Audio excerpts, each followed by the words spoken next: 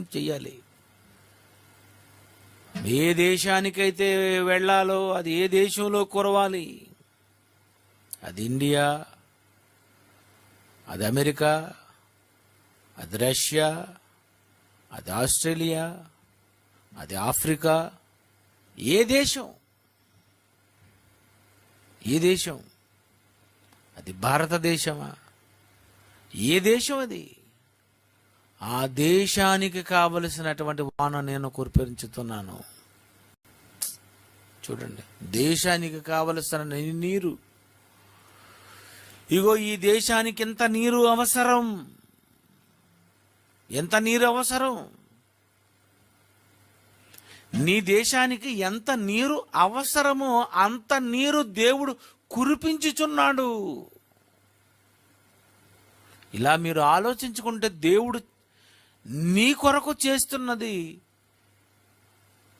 నీ కొరకు ఆయన ఎంత నీరు కావాలో, వాన కావాలో, నీ దేశానికి కావలసినటువంటి నీరు ఆయన కురిపిస్తున్నాడు. ఆయన ఈ దేశానికి ఎంత, ఈ దేశానికి ఎంత, ఈ దేశానికి ఎంత.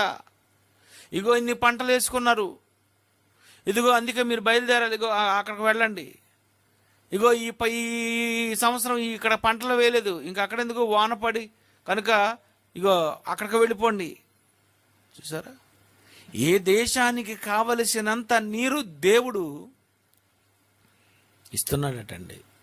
తొలకరి వాన మళ్ళీ అన్నీ పెరిగే గనుక కొంచెం వాటికి కావాలి.